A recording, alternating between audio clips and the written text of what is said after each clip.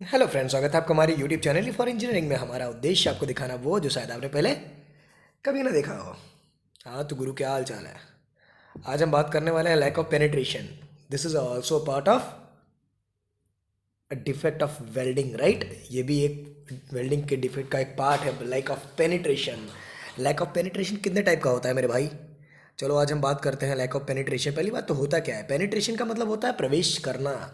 अगर अच्छे से कोई भी चीज़ प्रवेश नहीं करती है तो क्या कहलाती है? Lack of penetration, right? अब यहाँ पे क्या होता है कि लैक ऑफ पेनिट्रेशन कितने टाइप का होता है बाबू? Incomplete penetration, incomplete root penetration. अरे मेरे भाई, चलो फिगर से समझते हैं इस चीज़ को, ठीक है? चलो पहला देखते हैं इनकम्प्लीट पेनिट्रेशन। ये देखो, इसमें दो साइड से ग्रुप बना था, इधर भी इधर भी, इधर मारा इधर से वेल्डिंग मारा, लेकिन यहाँ पे छूट गया भाई। देख रहे हो, पूरा प्रवेश नहीं कर पाया, पूरा इनकम्प्लीट पेनिट्रेशन हो गया, राइट? ये देखो incomplete penetration, the difference between actual and nominal penetration.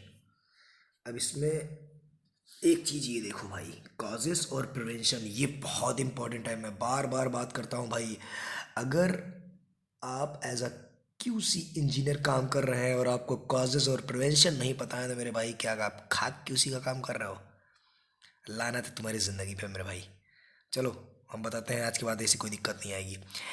Excessively thick root face, insufficient root gap, और फेलियर क्या दिया गया है? टू कट बैक और to sound metal when back gouging. ये क्या होता है भाई? गाउजिंग का तो पता नहीं। एक्सेसिवली थिक रूट फेस, देखो अगर आपका रूट फेस ज़्यादा है तब आएगी दिक्कत ये, ठीक? Insufficient root gap, root gap बहुत कम है, रूट गैप कम रहेगा, जगह नहीं रहेगी तो पेनिट्रेट अच्छे से नहीं हो पाएगा, राइट? ये चीज़ आपको ध्यान से समझना ही समझना है। अब इसके लिए क्या करना है? Improve back gouging technique and ensure the edge preparation. अच्छा, ये एज प्रिपरेशन की टेक्निक होती है एक तरीके की, हाँ? एज पर अप्रूव्ड डब्ल्यू पी एस के अकॉर्डिंग आपका रूट गैप होना चाहिए, डब्ल्यू पी एस के अकॉर्डिंग ही आपका रूट फेस होना चाहिए, right? Are you getting my point? Yes sir, बोलो yes sir. According to the W P S आपका क्या होना चाहिए? रूट फेस होना चाहिए, and according to the W P S ही आपका रूट गैप होना चाहिए। अब आप अपना डब्ल्यू पी एस जाके पढ़ लीजिए, अगर आपको नहीं पता है तो उसमें ज़रूर लिखा होगा। लो हीट इनपुट, अगर हीट इनपुट भी अच्छे से नहीं हो रहा है तो अच्छे से पेनिट्रेट नहीं होगा। जैसे आप कभी कभी इसका एक अभी भी जस्ट दिवाली आई थी ना, कभी देखे थे आप? जो एक वो होती है फुलझड़ी टाइप की, छुरछुरिया जिसे बोलते हैं, आप जलाते हो, अगर ढंग से नहीं जलती है ना तो वो बहुत मतलब अगर उसकी देखो, अगर कहते हैं ना कि ये बिल्कुल सूखी नहीं रहती है तो क्या होता है? बहुत धीरे धीरे जलती है। अगर वो अच्छे से सूखी हुई होती है तो बहुत स्पार्क करती है, राइट? ये वही वाला सिस्टम है भाई। लो हीट इनपुट, अगर हीट इनपुट नहीं दोगे तो क्या होगा? अच्छे से पेनिट्रेट ही नहीं कर पाएगा आपका इलेक्ट्रोड, अगर जलेगा तो, राइट? इसके लिए क्या है? Increase welding current. जब आप वेल्डिंग करेंट को इंक्रीज करोगे, वोल्टेज को इंक्रीज करोगे तो क्या होगा? हीट इनपुट, हीट मतलब ज़्यादा हो जाएगा, राइट? करंट बढ़ेगा तो हीट ज़्यादा हो जाएगा। Decrease travel speed, travel speed को थोड़ा सा धीमा कर लो, थोड़ा सा मैनेज करके चलो भाई, ठीक है? Excessive inductance in MAG dip transfer welding pool flooding ahead of arc. ये अभी इससे पहले का जो मैंने वीडियो बनाया है लैक ऑफ फ्यूज़न, उसी से रिलेटेड ये चीज़ है। अगर इंडक्टेंस ज़्यादा है, MAG dip transfer welding pool flooding ahead of arc, जो पूल होता है वो मतलब एक तरीके से वेल्डिंग पूल के बारे में मैंने आपको बताया। जब आप वेल्डिंग मारते हो तो नाली टाइप का बनता जाता है, वो आर्क के आगे आगे अगर वेल्ड मेटल जाने लगता है तो ये उस चीज़ को बोल रहा है। Improve electrical setting and possibly switch to spray arc transfer. समझ रहे हो? जो ये मैग डिप ट्रांसफ़र में चल रहा है, जाके मशीन में जाके उसकी सेटिंग को सही करो, possibly switch to spray arc transfer में करो। Manual metal electrode too large, अगर इलेक्ट्रोड बहुत बड़ा है तब भी ये दिक्कत आती है, राइट? अच्छे से वेल्डिंग मारने में सही नहीं होता है रूट में, खास करके। इंडक रिड्यूस इलेक्ट्रोड साइज़, थोड़ा सा इलेक्ट्रोड साइज़ को छोटा कर लो, रिड्यूस मतलब कम करना। Use of vertical down welding. अच्छा, वर्टिकल डाउन वेल्डिंग का यूज़ अगर करते हैं तो ये कॉजेज़ में लिखा हुआ है मेरे भाई, देख रहे हो?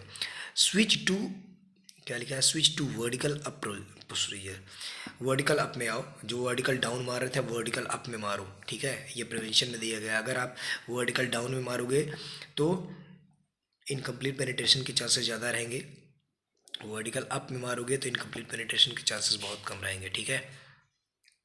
मैं उल्टा तो नहीं बोल रहा हूँ, नहीं सही है। चलो अब आगे देखते हैं, इनकम्प्लीट रूट पेनिट्रेशन देख लेते हैं। ये तो आपने देख लिया, ये दोनों साइड से मारा गया है वेल्डिंग, इसको आप समझ लो एक बार अच्छे से, इनकम्प्लीट पेनिट्रेशन अकेले है। अब इनकम्प्लीट रूट पेनिट्रेशन के बारे में देखते हैं। चलो ये है भैया इनकम्प्लीट रूट पेनिट्रेशन, ये देखो, ये आपका होता है रूट गैप, सॉरी ये आपका होता है रूट फेस, ये आपका होता है रूट गैप, राइट।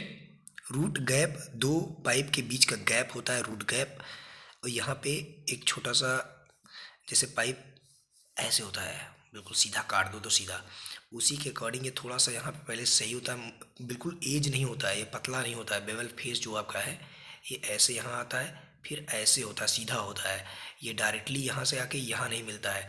अगर इसी को घिस के कोई इंसान मान लो कोई ग्राइंडर है आपका, अगर वो ग्राइंडिंग कर दिया, इसको एज को पतला कर दिया, मतलब रूट फेस कम कर दिया, तो बर्न थ्रू आने के चांसेस ज़्यादा होते हैं, राइट।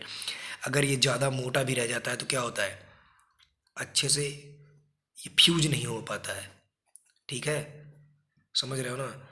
अगर ये ज़्यादा बड़ा है तो क्या होगा, ये अंदर तक पूरा प्रवेश ही नहीं कर पाएगा, अंदर तक आएगा ही, अच्छे तक पेनिट्रेट नहीं कर पाएगा, तो वही क्या हो जाएगा, इनकम्प्लीट रूट पेनिट्रेशन में आ जाएगा, राइट।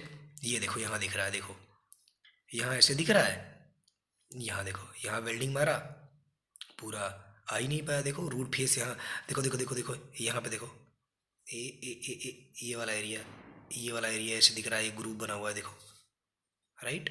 इसको मेल्ट होके दोनों को पिघल के ये करीब करीब कर्व के टाइप में दोनों में बाहर होना चाहिए थोड़ा सा, ठीक है, तब होता है ये होगा। फिर जब इतना कर्व होके ये वेल्ड पूरा बाहर निकलेगा तो वो होगा कंप्लीट रूट पेनिट्रेशन, यह भी है इनकम्प्लीट रूट पेनिट्रेशन, राइट।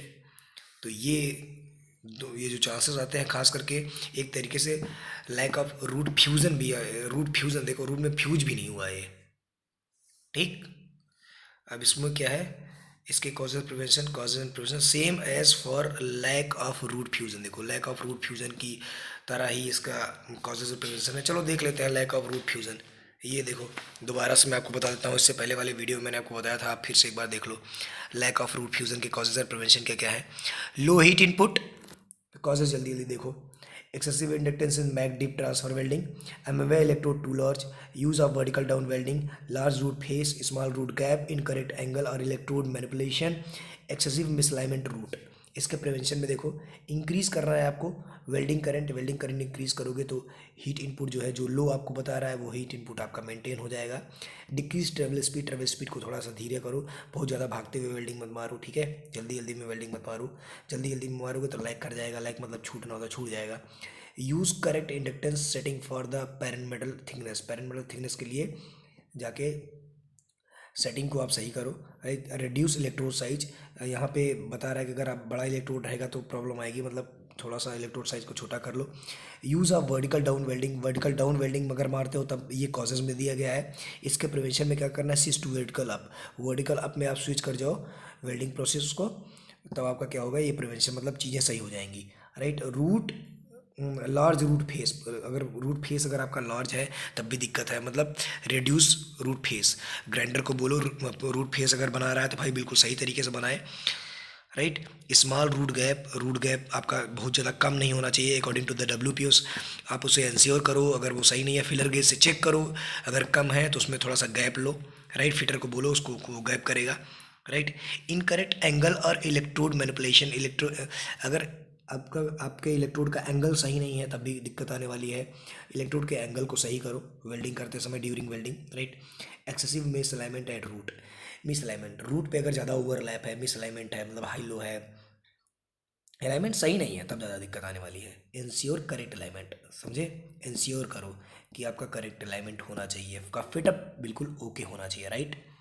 तो ये रहा लैक ऑफ पेनिट्रेशन का पार्ट। होप सो आपको समझ में आया होगा। अगर आपको कहीं कोई दिक्कत आती है तो आप तुरंत जाओ कमेंट सेक्शन में हमें कमेंट करो और पूछो। आपके सारे सारे सारे सारे सवालों के जवाब हम देंगे, राइट। जब तक हम यहाँ हैं, कोई आपको टेंशन लेने की ज़रूरत नहीं है मेरे भाई। चलो, अगर आपको कंटेंट जेन्युइन मिल रहा है ना भाई, तो भाई please like, subscribe and share. Okay, thank you so much, thanks for watching this video, thank you, bye bye.